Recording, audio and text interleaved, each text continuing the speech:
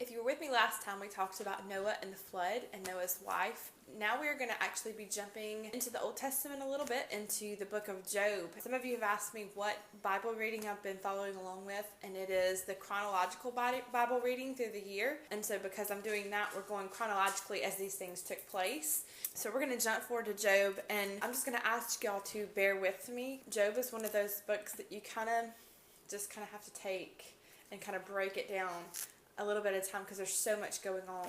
I love the story of Job. Job 1, chapter 1, verse 1 says, "There was a man in the land of Uz whose name was Job, and that man was blameless. He was upright, one who feared God, turned away from evil." It then goes on to explain all of the things that Job had. He had wealth. He had a great family. He had great property, great livestock. Their wealth back then was oftentimes measured in their families and what they had, their possessions, their animals.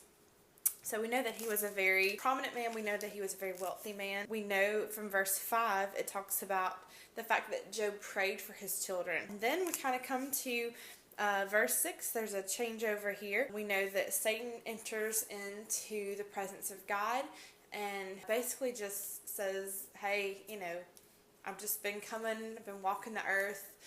And God says, have you considered my servant Job? And Satan kind of accuses Job and says, yeah, he's a great guy and all, but he's great because of all the things you've given him. Why wouldn't he worship a God who gives him all of these things? But if he didn't have those things, I bet he would curse you. And so God actually grants Satan, or the accuser, permission to come at Job. And so basically, verse 1, chapters 13 through 19, is Job having a really bad day. If it could happen, it happens. He loses all of his livestock. His children perish. There's some horrible things that take place. His servants are basically all killed off. His crops are gone. Just it's a bad day. Job has had a bad day. Like, he's lost everything in just a matter of no time at all. And I want to kind of zero in on Job's response, because I think sometimes we have this idea of what worship should look like. It should look like getting in your Sunday best, driving to a building with a steeple, and sitting down in a pew or a comfy chair and having someone lead you in song and prayer and offering and a message and then an altar call. And that's not exactly what worship, there's nothing in Scripture that says that's what worship looks like. It is what worship looks like for many of us. It's what it's evolved to. But worship can take place in all kinds of settings and in all kinds of ways. And Job's response in worship, to me, is something so genuine, because this is a man who literally has lost it all. And he comes to a place where it says in verse 20, "Then Job arose, he tore his robe, shaved his head, fell on the ground and worshipped." Now, for many of us, especially for us girls, worship would not consist of shaving our heads. We would really not be brought to that point.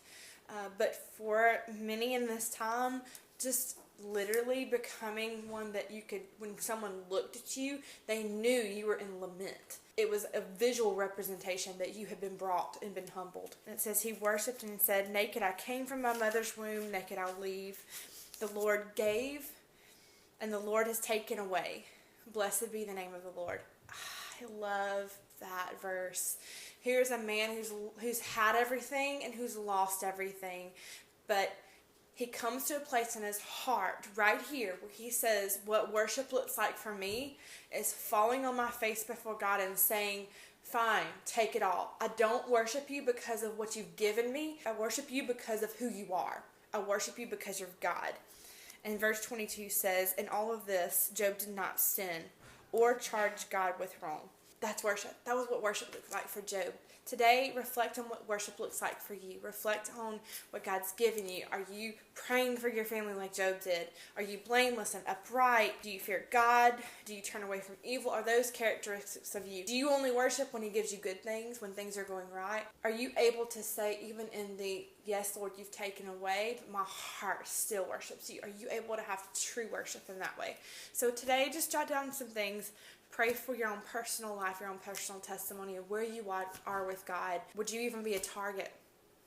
for Satan to accuse. Then let's think about what true worship is for us, and when's the last time you experienced that? Ask God to give you some true experiences of worship. Don't forget to subscribe to the blog as well as follow along the YouTube channel.